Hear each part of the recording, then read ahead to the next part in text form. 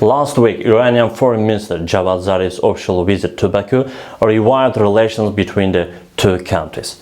Mohammad Javad Zarif met with President of Azerbaijan, Ilham Aliyev, and Foreign Minister Jeyhun Bayramov.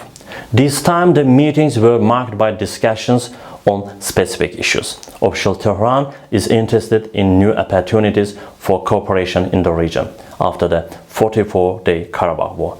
Iran is interested in making the most of regional projects. Iranian officials have spoken openly about this, and they want to take part in reconstruction projects in Karabakh.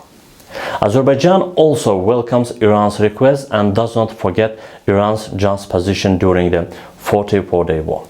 Tehran has repeatedly stated its support for Azerbaijan's territorial integrity and its support for a peaceful solution to the conflict. This position of Iran fully satisfies Azerbaijan, and in this regard, official Baku calls Iran a friendly country.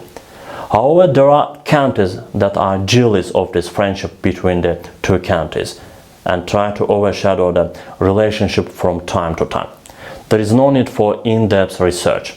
The United States of America and Israel are more active in this regard. In the past, Israel tried to indirectly disrupt Iranian-Azerbaijani relations, but today it is doing so openly. Thus, in a video message shared on his Twitter account, Israel ambassador to Azerbaijan George Deik called Iran the world's #1 state sponsor of terror. This is not only unethical behavior but also an attempt to raise the anti-Iranian propaganda campaign in Azerbaijan. Iran is the world's #1 state sponsor of terror. It is arming and funding those same terrorists that seek to kill my family and millions of others. This statement of the Israeli diplomat is unacceptable. First of all, because Iran and Azerbaijan are neighboring countries. There are many political, economic, and cultural ties between the two countries, and millions of Azerbaijan Turks live in Iran today. The Israeli ambassador knows this very well, but he still makes risky statements.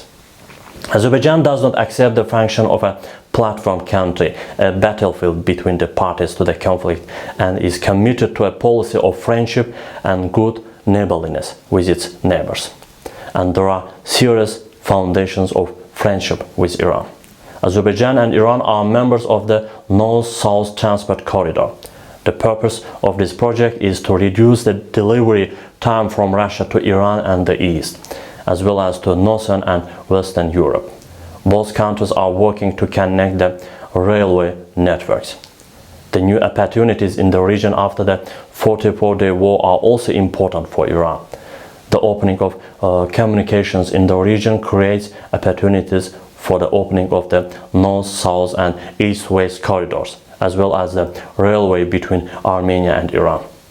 Of course, multilateral agreements must be signed for this. These issues were widely discussed during Mohammad Javad Zarif's visit to Baku.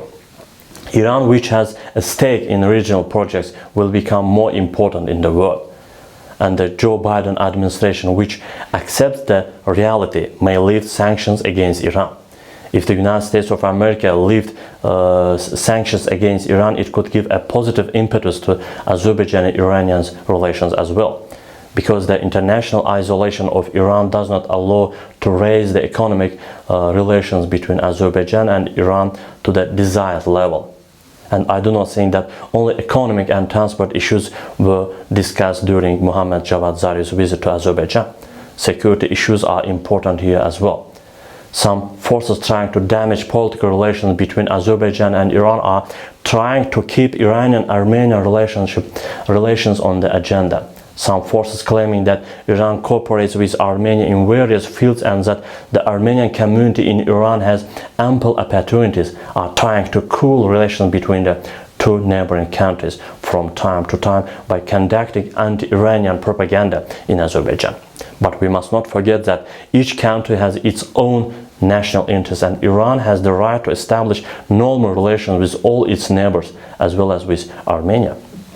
At the same time, we must not forget Azerbaijan's relations with the United States of America and Israel, and this reality is not desirable for official Tehran as well. It's even more important for Azerbaijan, which has restored its territorial integrity, to further strengthen ties with Iran and expand regional transport opportunities. And official Baku does not intend to join the enmity of third countries with Iran, and this will not give anything to Azerbaijan. Iran's good relations with Armenia are also an opportunity for victorious Azerbaijan. Along with Russia, Iran can also take advantage of mediation opportunities to persuade official Yerevan on a number of regional projects. This is very well understood in Baku. In this regard, Azerbaijan attaches great importance to relations with Iran.